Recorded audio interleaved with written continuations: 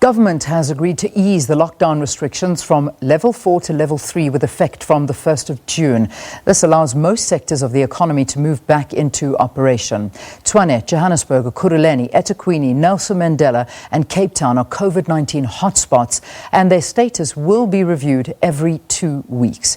When President Cyril Ramaphosa addressed the nation last night, he also said that government had consulted widely with diverse groups, including the Ministerial Advisory Committee, the World Health Organization and the National Institute for Communicable Diseases, to ensure that the decisions are guided by the substantive advice.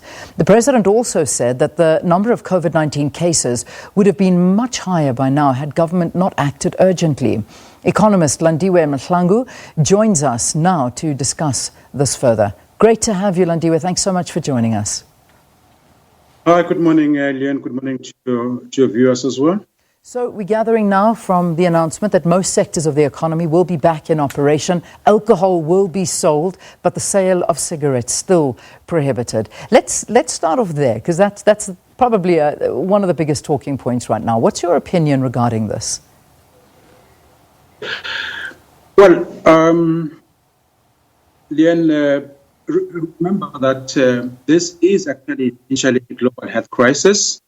And you could say that while the emphasis has always been saving lives and livelihood, I know there is now a gravitation towards actually trying to save, livelihood. So I would imagine that the issue of saving lives, it's still the key objective in terms of this, in terms of managing this crisis.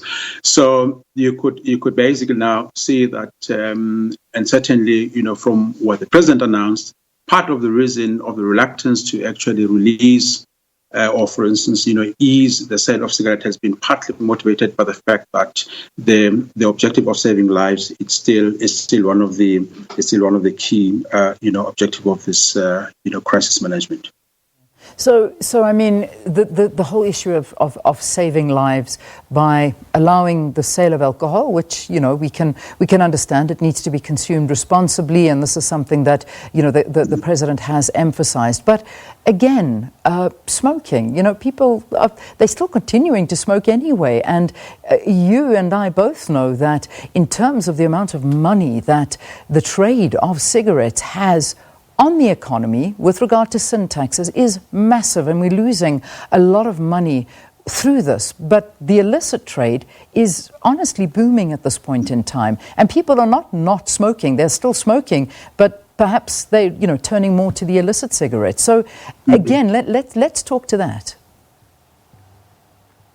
Well, I think it's just one of those very difficult trade-offs, that they'll have to actually, manage. But I would imagine is that maybe let's take an example of actually, cigarette. Yes, indeed, the government may be forfeiting some kind of, sin taxes, as you say. But I think they may probably weigh that against the fact that, it's been proven, and I think.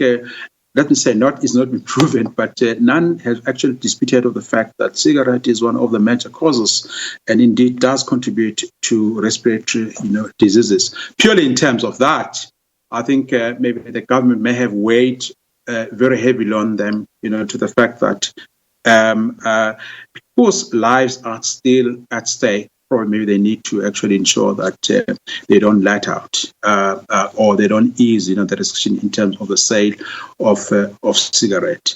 The question that people do actually still use, the product, I think that's neither here nor there. I think the fact of the matter is that the government have taken a view that smoking at this particular stage may not be in the interest of managing this crisis and actually saving lives.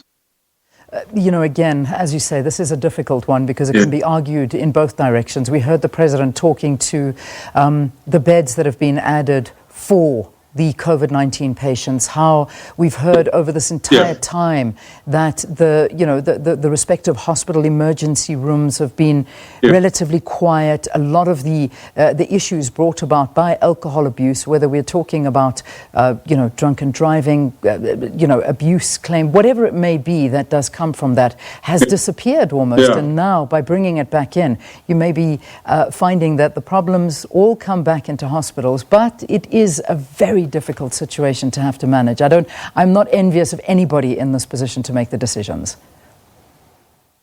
Yeah, with alcohol, and that's my own opinion.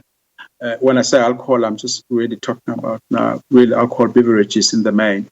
I think it seems to me that the economy of actually production of alcohol may have actually weighed in favor of releasing that. Remember, the wine industry and it is effectively an agricultural industry. Similarly, if you look at the beer industry, SAB, these industries have got what we economists call a lot of forward and backward linkages. Quite a lot of industries that are actually tied to the value chain, which employs quite scores of actually people. So I suspect that the government may have actually thought very serious about this and just thought that maybe it's time to actually ease this part of the industry, albeit in a very limited way. So I'm almost convinced that it is the economics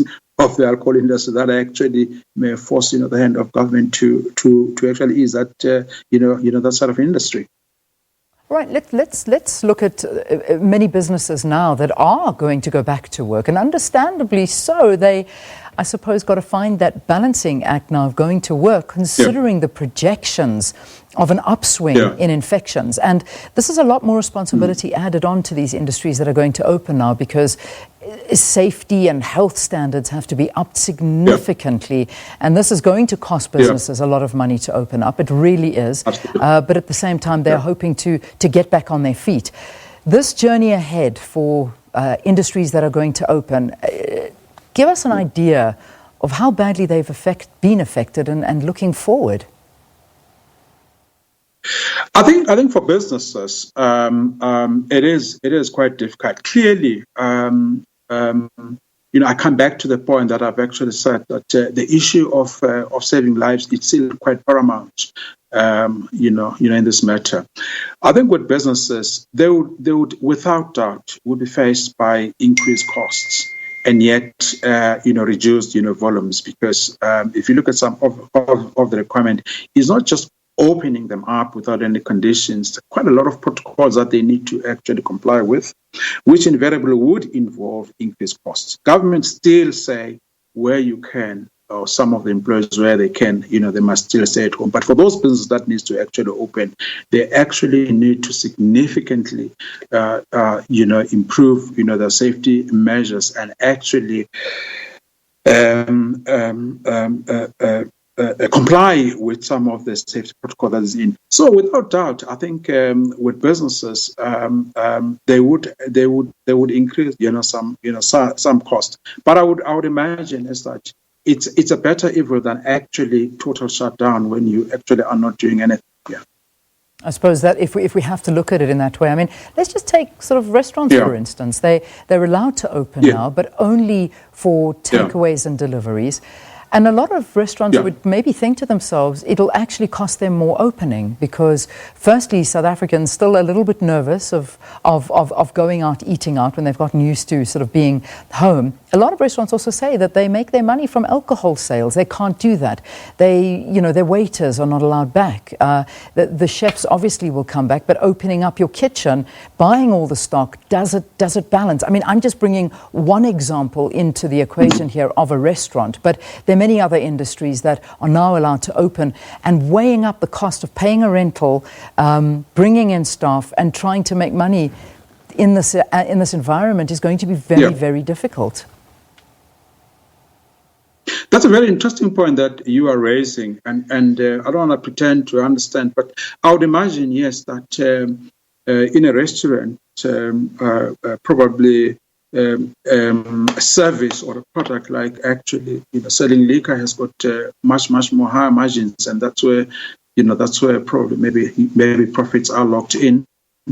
That could be a consideration, but I'm actually of the view that South Africa and are really quite keen diners, and I think the government may have just realized that if you start opening up the restaurants here, I think the health consideration were quite very important. I think you might just see the whole spike in that. So I think spike in the infection rate.